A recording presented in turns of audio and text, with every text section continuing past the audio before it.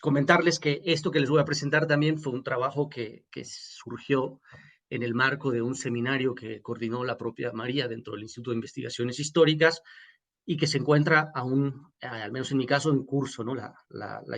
El trabajo que les expongo, ¿no? Y para iniciar, pues quizá convenga acotar, ¿no? Que más allá de lo que dice el título, pues esta no es una crítica contra todas las organizaciones de la sociedad civil, ¿no? Por el contrario, yo comparto también las demandas que pugnan por incluir en los procesos de recuperación a grupos de la sociedad civil organizados, sobre todo cuando, pues, dentro de estos grupos están aquellos que resultan afectados, ¿no? Eh, es más bien una crítica en contra de algunas de las organizaciones que suelen agruparse bajo esta figura de asociación civil y más específicamente contra aquellas que tienen la capacidad financiera suficiente como para poder incidir de manera decisiva en el rumbo, ¿no? que suelen tomar estos procesos. Y también, digamos que la crítica va en contra de las relaciones que se establecen con, que estas grandes organizaciones establecen con otras que no tienen estas mismas capacidades, ¿no? Busco de alguna manera también propiciar ahí un debate con esto, un debate que, dicho sea de paso, yo encontré ausente, ¿no? en mi breve tránsito por este tipo de organizaciones, en donde también tuve ahí algunas experiencias. Y es un debate que tiene que ver, pues, con esto que les comentaba, ¿no? Que son las enormes diferencias que caracterizan a aquellas organizaciones con fuertes conexiones políticas y empresariales y aquellas otras, pues, más pequeñas, ¿no? Que por lo regular están conformadas por unas pocas personas, las cuales comparten el interés por un tema en específico y que, bueno, en el sismo, ambas, digamos, formas o tipos de organizaciones hacen ahí su aparición, ¿no? Y bueno, como también antecedente o punto preliminar, ¿no? Es decirles que esta charla parte del reconocimiento del potencial que tienen las acciones orientadas a la recuperación que siguen al impacto de un evento natural y en las que las intervenciones de las organizaciones como estas que les estoy mencionando, pues interactúan directamente con las vulnerabilidades, ¿no? Lo cual, cuando es bien llevado, y como sabemos y nos dice ahí todo un cuerpo de literatura, pues puede llegar a buenos puertos, ¿no? Pero cuando no es así, pues también en el mejor de los casos resulta intervenciones ineficientes y en el peor incluso pues contraproducentes. María, ¿me harías favor de poner la siguiente lámina, por favor?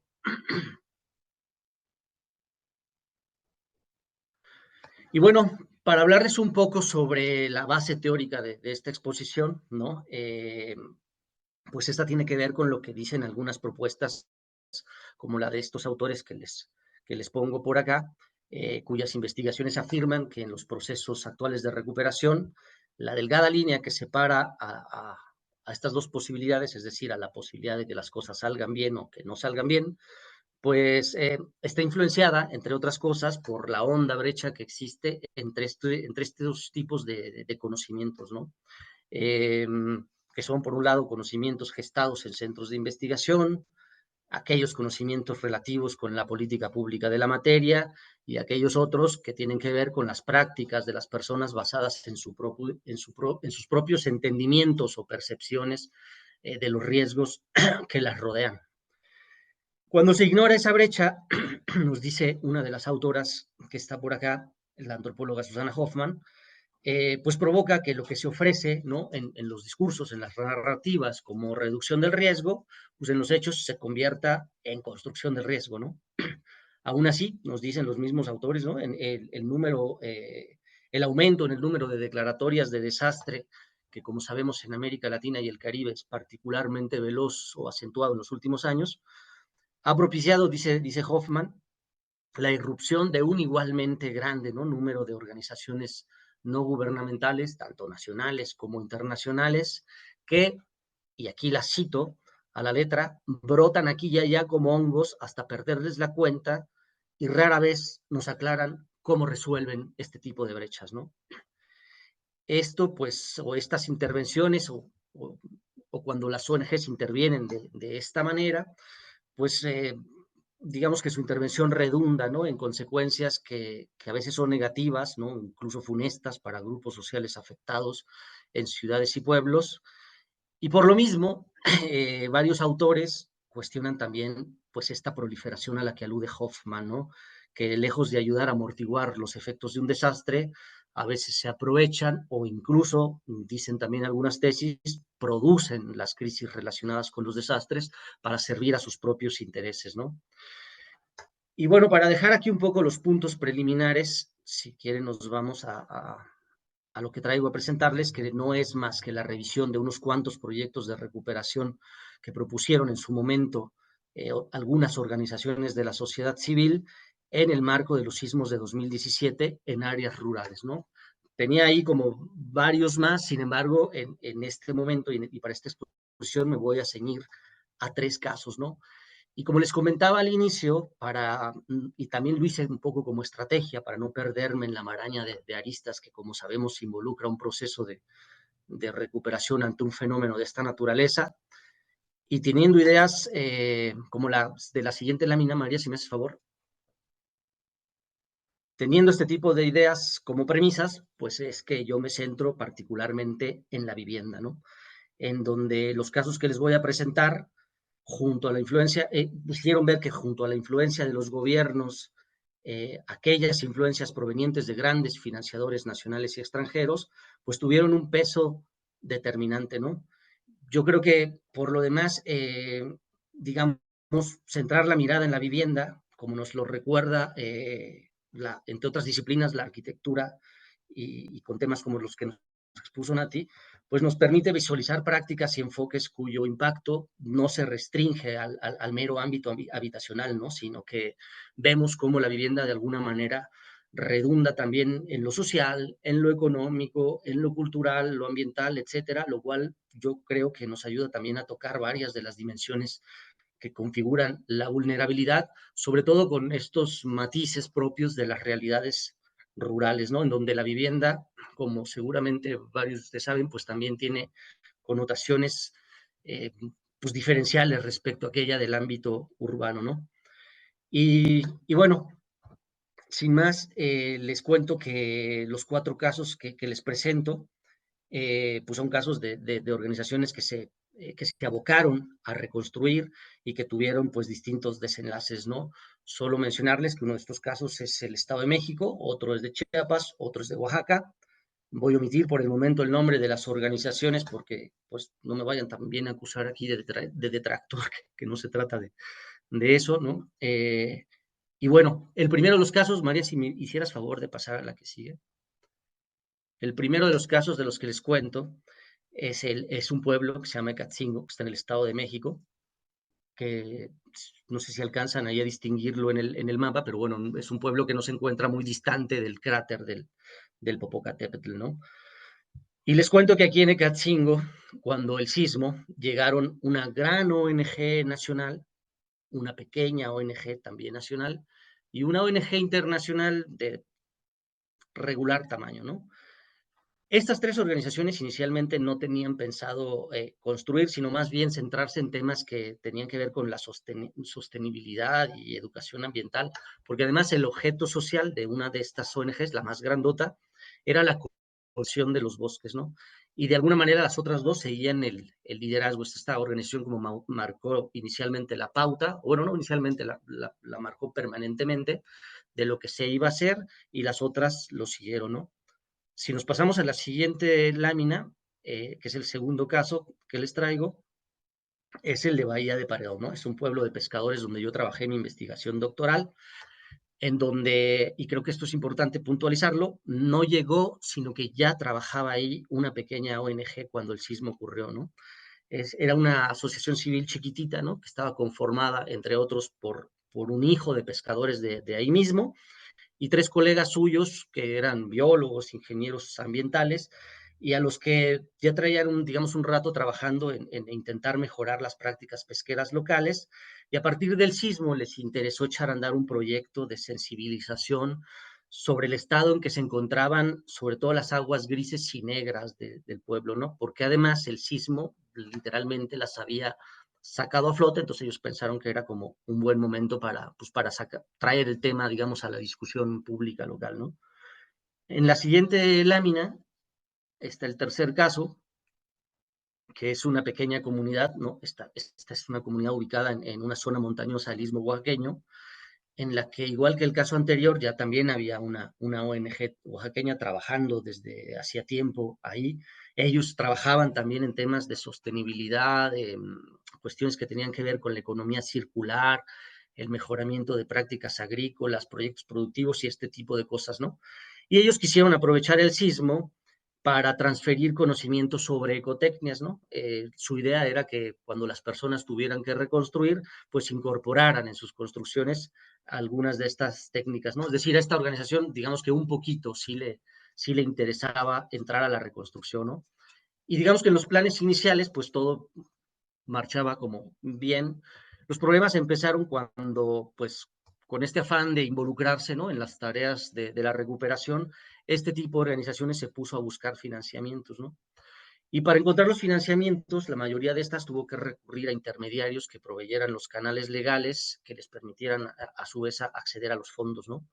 Es decir, los financiamientos se hicieron generalmente a través de otras ONGs de mayor capacidad, legalmente autorizadas para recibir donativos y, digamos, también con una estructura contable que les permitiera administrar pues estas sumas de dinero que eran más bien medianonas o quizá en algunos casos pues bastante cuantiosas, ¿no? Y ahí las organizaciones más pequeñas pues se dieron cuenta de que su quehacer se iba a ver muy condicionado, ¿no? Porque pues como lo descubrieron, a la mayoría de los donantes, ¿no?, que transmitían estos fondos a través de estas ONGs, lo que les interesaba, pues no era ni la generación de conocimiento sobre ecotecnias, ni mejoramiento de prácticas pesqueras, ni nada de eso, sino querían construir, ¿no? Querían viviendas porque pues además el hecho de construir, ¿no?, para las empresas, ¿no?, y esto también digamos que lo tengo documentado, les sirvió bastante bien como para echar a andar estos programas internos, ¿no?, que les llaman de voluntariado, ¿no?, en donde, pues bueno, les sirve muy bien también como a nivel escenográfico tener una construcción en curso, en donde el personal de la empresa, pues eventualmente se integra ahí a colaborar, ¿no? Esto, pues evidentemente puso en aprietos a las organizaciones más pequeñas porque, pues primero, los costos que tenían inicialmente contemplados para sus actividades, pues se incrementaron considerablemente, ¿no? Eh, Además, ya que tenían que, o que se vieron en la necesidad de entrarle a la reconstrucción, pues tuvieron que, digo, algunos, ¿no? Quienes tuvieron esa posibilidad de empaparse al vapor sobre sistemas de construcción que se alinearan un poco a los objetos sociales de sus asociaciones civiles, ¿no?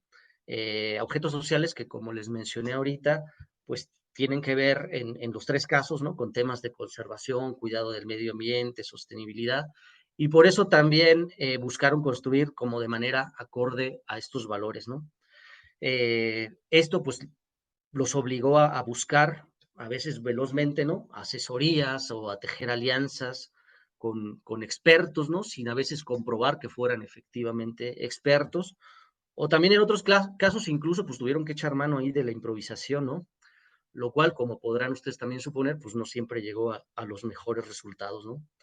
Pero además, por si esto fuera poco, muchas de estas organizaciones, digamos que a la mayoría, si no es que a todas, eh, las organizaciones que les hicieron favor de recibir los fondos, les cobraron comisiones por administrar esos mismos fondos, ¿no? Comisiones que en ocasiones llegaron al 30% o más del monto de lo donado, lo cual, pues, era otro problema porque, pues, si había un presupuesto ya contemplado, ese presupuesto sufría otra vez una reducción, ¿no? Si podemos pasar a la siguiente, María. Voy a aprovechar para prender aquí la luz, que creo que estoy muy oscuro, ya un poco mejor. Y bueno, en el caso de Catzingo, por ejemplo, ¿no?, con financiamiento de este tipo de empresas, de estas sí puedo decir el nombre, además todos las conocen, se implementó este tipo de vivienda, ¿no? O sea, los cuates que se querían dedicar a la conservación ahí en otros aspectos, pues terminaron por hacer este tipo de viviendas. en las que, pues así lo juzgaron ellos, ¿no? Era conveniente como mezclar la madera con la piedra, porque bueno, además las laderas del volcán, ¿no? Pues es un sitio productor histórico de piedra volcánica, y bueno, llegaron a este tipo de modelos, ¿no? El problema para ellos fue que, pues la madera legal en ese tiempo, y quien estuvo sobre todo en los estados de Morelos o en las zonas rurales de Morelos, Estado de México, Puebla, la madera legal se agotó, ¿no? Porque pues, en todos lados estaban reconstruyendo. Entonces, estos cuates de acá se vieron en la necesidad de buscar madera legal en otros lugares, ¿no? Puntualmente, en el caso de 2 o 3 viviendas en este lugar, se trajeron madera de Michoacán, buscando pues no acudir a otro tipo de mercados, pero pues lo cual le significaba que el proyecto ya no fuera tan sostenible como ellos lo habían planteado inicialmente, ¿no? Eh, También hubo los casos en que por cuestiones de urgencia, pues no tuvieron más que recurrir a ese otro tipo de mercados, eh, en donde pues se promovió porque sucedió y fue un fenómeno que todas las laderas del volcán vivieron, pues aumentó muchísimo también la tala ilegal, y fueron esos mercados, ¿no? Los que proveyeron a los proyectos de construcción en curso, lo cual resultaba bastante irónico si tenemos en cuenta que uno de los principales problemas que había tenido el lugar y la región entera era el deslizamiento de laderas, ¿no? Provocado por el sismo, pero también por la tala ilegal, ¿no? Entonces, bueno, se articulaba ahí una especie de círculo viciado, pues bastante raro, ¿no? Y bueno, a veces fueron problemas, digo, perdón, a veces fueron construcciones que dieron también problemas, que construcciones que digo se hicieron a veces con buena voluntad, como en este caso de la segunda foto que está por acá, que eran unas aulas, porque bueno, también hay que decirlo, ¿no? Las instituciones públicas como la SEP guardaron un montón de tiempo los fondos, tardaron mucho en recibir los pueblos las ayudas, y las escuelas, los niños se quedaban sin aulas, ¿no? Entonces ellos decidieron que podían echar la mano ahí con aulas. El problema, pues tuvo que ver cuando, como en la charla de Nati se mencionaba, cuando llegaban las etapas del mantenimiento, ¿no? Los costos del mantenimiento, ¿no? Acá este es un aula que les pongo en la tercera de las imágenes, un aula que las láminas se las lleva después de unos meses el viento, y nadie tiene dinero como para meterle ahí a la construcción, entonces se quedan ahí, ¿no? Entonces, si quieres pasar a la siguiente, María. Pero además, bueno, también se invitó, ¿no? En esta urgencia, ¿no? Por integrarse a los proyectos de reconstrucción, se invitó a un montón de gente, ¿no? Que decían, pues, saberle al tema, y que a veces no fue siempre cierto, ¿no? Eh, y bueno, pues no terminaba a veces por los materiales, por los sistemas, de salir como muy bien la cosa, ¿no? Si quieres, nos vamos al ejemplo que sigue. Bueno, este es en el pueblo este de pescadores. Ellos decidieron hacer este modelo de vivienda, también financiados por este tipo de organizaciones. Acá fue la Embajada de Canadá, una fundación y otros más que aquí tampoco incluí. Pero bueno, también fue una vivienda que a lo mejor, digamos, climatológicamente era más pertinente, pero también presentó una serie de problemas, ¿no? Que terminaron por hacer que la vivienda se abandonara después de un tiempo. Pero uno de los principales fue que provocó una gran conflictividad al interno de la comunidad, porque empezaron a surgir envidias de cómo le hiciste para determinar que a él sí le toca y a mí no me toca, etcétera, etcétera, que además la conflictividad que había en ese lugar, pues era uno de los factores que había provocado que cuando sucede el sismo, pues la población reaccionara muy caóticamente, ¿no? Porque había demasiadas tensiones sociales que además pues, se intensifican con este tipo de proyectos, ¿no? Y aquí, además, para acabarla de amolar, si quieres pasar a la siguiente, María, llega después una fundación mucho más grande, ¿no? De este cuate que tiene su televisora y hace viviendas todavía peores, ¿no? Esto, digamos que crea un montón de problemas más, porque, bueno, más allá de atemperar las conflictividades, las agudiza porque sucede lo mismo, porque a ti te tocan unas, a mí no. Hubo familias que se quedaron con 3 viviendas y hubo familias que a veces no estaban en realidad tan afectadas y otras que sí lo estaban, que no sé, que se quedaron sin ninguna vivienda, ¿no? Entonces, pues bueno, fue otra de las ahí complicaciones, ¿no? Si quieres, nos pasamos al último caso, ya también para ir cerrando. Y bueno, este fue un caso de este pueblo que se llama Nativitas Coatlán en Oaxaca, en donde ya había una ONG, llegó una ONG mucho más grande que venía de la península de Yucatán con mucho más dinero, ¿no? Y a esta ONG grandota, digamos que le pasó un poco o hizo un poco lo que hizo Fundación Azteca en el caso anterior, ¿no? Sino que le valió que estuviera ya otra ONG ahí. Dijo, a ver, yo voy a construir porque a mí eso es lo que me interesa y traigo un montón de dinero y ya vengo asesorada, etcétera, etcétera. Pero aquí pasó algo interesante, ¿no? Aquí la comunidad agarró como las riendas del proceso de recuperación de una manera mucho más activa, ¿no? Respecto a las otras, en donde además la población, en los otros dos casos, había jugado un rol más bien pasivo, ¿no? Y digamos, que alimentaba, ¿no? O en estos proyectos que de alguna manera no se preocuparon por involucrar de manera real a la población y se alimentaba más bien, pues, este clientelismo que ya sabemos que se dispersa por un montón de regiones del país, pero acá no, ¿no? Acá fue la comunidad la que dijo, a ver, ya sabemos que están estas dos ONGs, primero pónganse de acuerdo entre ustedes, díganos qué van a hacer una y otra, y nosotros vemos y aprobamos los proyectos, ¿no? Entonces, eventualmente presentaron proyectos y uno de esos proyectos se convirtió en este tipo de viviendas, ¿no? Así nacieron y pues bueno, fue, digamos, mucho mérito a la organización comunitaria, misma organización comunitaria que permitió que en el curso de la recuperación sucedieran pues otras acciones que con el tiempo se revelaron virtuosas y se tradujeron en beneficios reales, como si quieres nos pasamos a la siguiente, María, eh, acciones entre las cuales, pues bueno, estuvieron cosas que les pongo por acá, ¿no? Que una fue la creación de esta mega, no sé cómo llamarla, planta de productora de adobes, que además en su momento se presumió como la más grande en la historia de América Latina, porque bueno, la comunidad aquí se puso a producir no para dos o tres casas, sino para toda la comunidad, ¿no? Y el proceso fue bien interesante, porque hubo un grupo que se puso a coordinar los esfuerzos de la recuperación y era un grupo coordinado que estaba conformado solo por mujeres que en base a, digamos, a lo que ellas sabían, ¿no? De su propia comunidad, ordenaron los casos digamos, los casos que se iban a apoyar, ¿no? Es decir, ellas designaron quién iba a ser apoyado primero, quién. En este marco, pues surgieron estos esquemas de trabajo que además en Oaxaca son recurrentes, como el del tequio, y surgieron también estos, digamos, espacios para que las mujeres se incorporaran al trabajo de la reconstrucción, pero además bajo esquemas pagados, ¿no?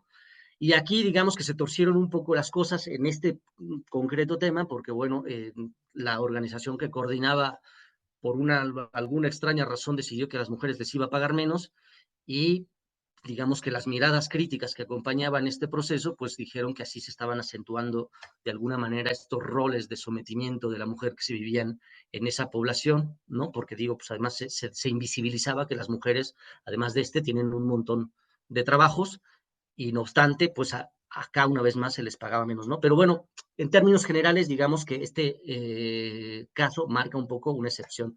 Si quieres, nos vamos a la última, María, ya también para cerrar, que el tiempo se nos acaba.